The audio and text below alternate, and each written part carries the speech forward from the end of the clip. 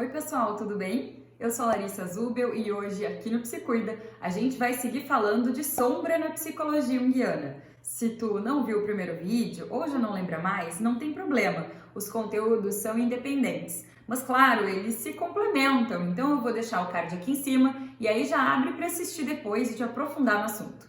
Hoje a gente vai falar de como atua a sombra no âmbito individual, a sombra como complexo. Como a gente pode se relacionar, como a gente pode ver ela e também como a gente aborda a sombra na psicoterapia junguiana. Gostou? Então deixa teu joinha, te inscreve aqui e vamos junto! Para começar, eu vou fazer um resuminho sobre o que a gente falou no vídeo anterior, porque vai ajudar a entender o que a gente vai falar hoje. Muito bem, a gente viu que a sombra é uma parte integrante e necessária ao self, que é a nossa totalidade psíquica. Ela também é um fator psíquico inconsciente. Lá no primeiro vídeo eu falei mais sobre o que a gente tem na sombra, então dá uma olhadinha lá. A sombra também pode ser vista como uma parte da personalidade que foi reprimida em benefício do ego ideal. A nossa sombra pessoal, a sombra como complexo, é entendida pelo Jung como uma espécie de contrapessoa, um alter ego, um outro eu que foi reprimido. E pode ser pensada, então, como uma subpersonalidade, que quer coisas que o ego não quer e a persona menos ainda. Então, todo mundo tem sombra, todo ego tem sombra, assim como tem persona, e isso é inevitável e necessário. O Stein, eu sempre cito ele aqui no canal porque nesses conceitos básicos o livro dele é uma referência maravilhosa, vai estar aqui na descrição do vídeo. Bom, Stein explica que no processo de adaptação para enfrentar o mundo, o ego, de uma forma totalmente involuntária, acaba usando a sombra para fazer coisas desagradáveis, que ele não conseguiria sem viver um conflito moral muito intenso. Então, sem o conhecimento do ego, lá, as escuras, né, essas atitudes, essas atividades que são muitas vezes protetivas e autônomas, elas são realizadas pela sombra. É como se a sombra fosse a CIA ou a ABIN, Agência Brasileira de Inteligência, um sistema secreto de espionagem que age sem o conhecimento explícito do presidente, o ego, e assim ele pode negar a culpa. Mas isso não acontece só num âmbito negativo. Vamos trazer para um exemplo mais concreto, né? Volta e meia, quando a gente dissocia, né? Quando parece que a gente vira outra pessoa para dar conta de alguma situação, seja de forma saudável ou de forma patológica, a gente pode pensar que é a sombra quem está resolvendo a bronca pro ego. Sabe quando a gente passa por uma situação e depois a gente diz, nossa, eu nunca imaginei que eu ia conseguir lidar com isso, não sei como eu consegui fazer essa atividade, ter essa atitude, nem parecia eu, não sabia que tinha tal qualidade ou que tinha esse poder. Pois é, viva a sombra, viva essa parte inconsciente daquelas operações intencionais, voluntárias e defensivas que são extremamente importantes para a nossa saúde psíquica.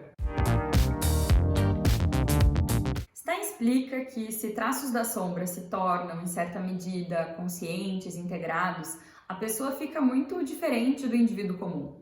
A maioria das pessoas não olha para sua sombra e tenta aparentar seu estereótipo do que é adequado, de alguém que tem domínio dos seus desejos, prazeres, da sua agressividade, enfim, de alguém que está no controle. A tendência das pessoas é esconder os traços da sombra dos outros e de si mesmas, por trás de uma fachada que a gente chama de persona e que costuma mostrar só as qualidades positivas, benevolentes, aquelas que a gente acha que são legais socialmente. A maioria das pessoas acaba seguindo de uma forma ou de outra a moral e os bons costumes e só revela os elementos sombrios por acidente, em atos falhos, em um momento de impulsividade, situações extremas ou nos sonhos. Então, o ego evita conscientemente o contato com a sombra, mas o que a gente percebe é que quando ele consegue dialogar com ela, quando ele consegue enfrentar ela, vê que ela não é tão perversa, tão maligna quanto se imaginava. E o ego se fortalece quando ele consegue dialogar com a parte sombria e dar um espaço adequado para ela. Também é interessante a gente olhar para o fato de que, na maioria das vezes, a sombra não é experimentada diretamente pelo ego. Como ela é um fator inconsciente, ela é projetada nos outros. E normalmente aquilo que nos irrita muito nos outros é porque nos irrita em nós mesmos, né? Essa reação extrema ao outro é geralmente um sinal de que a pessoa está recebendo a projeção inconsciente da própria sombra. E sendo inconsciente, então, muitas vezes a gente se encontra com a nossa sombra pessoal e nem percebe. Lembrando que, além de se manifestar dessa forma nas projeções, a sombra também se manifesta nos sonhos, nas fantasias, nas situações extremas, nos outros casos que a gente já comentou. Na prática, é comum a sombra aparecer como uma personalidade inferior nossa.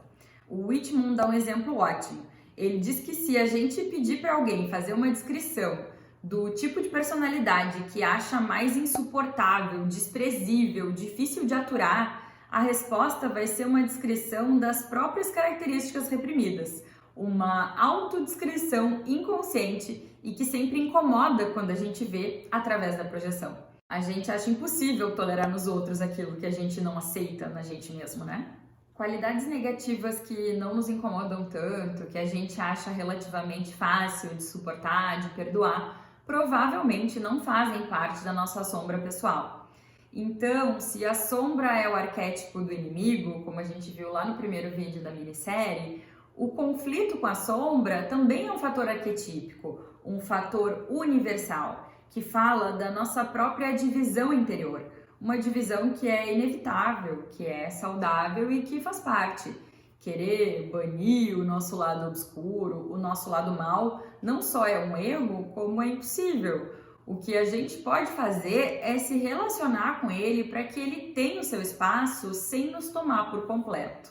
Diversos autores da psicologia, sociologia, filosofia, história contam que as épocas mais perigosas são aquelas em que se buscou ou se acreditou ter eliminado a sombra e o mal. A sombra não pode ser eliminada. E é muito perigoso quando a gente busca esse extermínio, né, do mal, porque normalmente a gente está projetando esse mal no outro. Foi o que Hitler fez, por exemplo, na Segunda Guerra Mundial. Ele buscou destruir os judeus, destruir aqueles que ele julgava que não eram bons o suficiente, né? E projetando então esse lado sombrio dele no outro e destruindo essas pessoas. Quantos genocídios na história da humanidade não foram legitimados quando se tentou apagar aquilo que era sombra, que era uma projeção, na verdade, de quem estava tentando fazer esse apagamento, né? Então, como lidar com ela, né? Vamos falar da sombra na psicoterapia. A introspecção e a prática da psicoterapia, elas podem trazer à luz uma parte das nossas sombras, né? A gente consegue conscientizar um pouco mais essas nossas partes sombrias, mas sempre vai ter uma grande parte que vai ficar escondida por detrás da consciência. E as próprias defesas do ego não permitem que a gente acesse lá, né? São as partes que a gente não está pronto ainda para acessar, que a gente não tem condições de processar, então elas ficam ali quietinhas, fora do nosso alcance. Não tem como zerar a sombra, né, gente? Ela sempre vai existir e é necessário que ela exista. No livro Os Arquétipos e o Inconsciente Coletivo, Jung fala que a sombra constitui um problema de ordem moral, que desafia a personalidade do eu como um todo, porque ninguém consegue tomar consciência dessa realidade sem gastar muita energia psíquica, muita energia moral. Quer dizer, na tomada de consciência da sombra, a gente precisa reconhecer os aspectos obscuros da nossa personalidade, tais como eles são, e não como a gente gostaria que eles fossem. O Jung acredita que esse ato, que esse reconhecimento é a base indispensável para qualquer tipo de autoconhecimento, e que, por isso, via de regra, a gente enfrenta uma considerável resistência até conseguir olhar para a sombra. Então, ele fala que, se por um lado o autoconhecimento é um processo terapêutico, por outro, implica muitas vezes num trabalho árduo e que pode se estender por um longo espaço de tempo. Pode ser trabalho por uma vida inteira, né?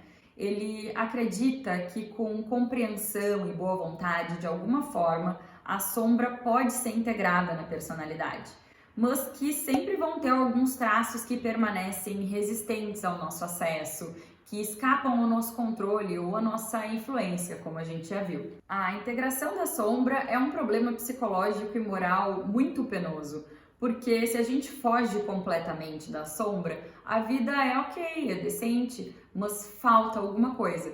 Por outro lado, se a gente se abre para a experiência da sombra, pode ficar manchado pela inadequação, pela imoralidade, mas alcança um grau de totalidade psíquica maior. Para o Stein, na verdade, isso é um dilema diabólico e o problema essencial da existência humana. Muitas vezes, quando a gente está deprimido, num período de baixa motivação, a gente sente que está vivendo a rotina e um mais do mesmo que nos sugam toda a energia.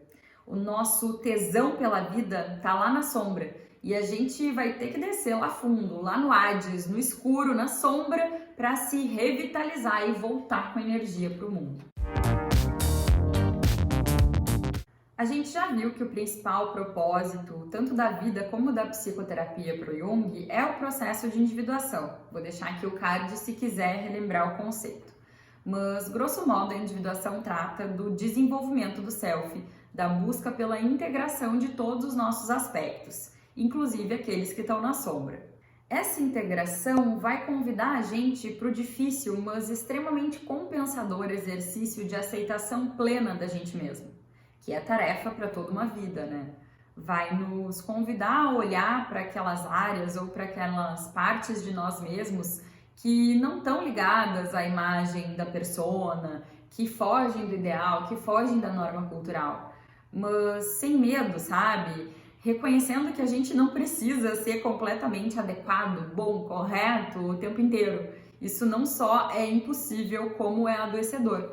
Então, uma das tarefas do desenvolvimento psicológico, do processo de individuação, vai ser achar um espaço para que essa sombra se expresse sem que ela tome conta. Isso nos empodera ao mesmo tempo em que nos ajuda a aceitar aquilo que não dá para mudar. As coisas são como são, tem luz e sombra, e não são como a gente gostaria que elas fossem, e isso pode ser muito potente. Pode ser uma dimensão de riqueza que só a ambiguidade pode dar para o mundo.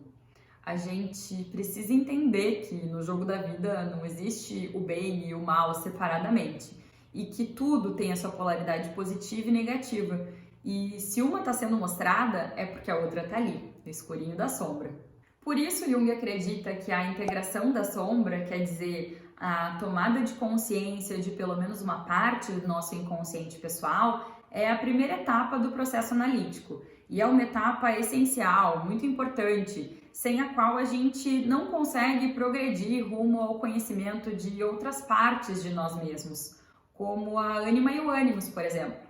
Gente, infinitas reflexões são possíveis sobre esse tema que não se esgota, então a gente segue conversando aqui nos comentários, me contem o que vocês acharam, qual parte do vídeo, qual parte da sombra mais tocou vocês e me digam se tem mais alguma coisa ainda que gostariam que eu abordasse. Eu adoro as sugestões e penso nelas com muito carinho. Prometo que o tema não se esgota por aqui e que a gente volta nele assim que possível. Se tu gostou, não deixa de dar o teu joinha e de compartilhar esse vídeo pra gente espalhar Jung pela rede. Ah, e te inscreve no canal e ativa o sininho pra saber sempre que tiver conteúdo novo. É isso, até semana que vem. Um beijo da Lari e se cuida!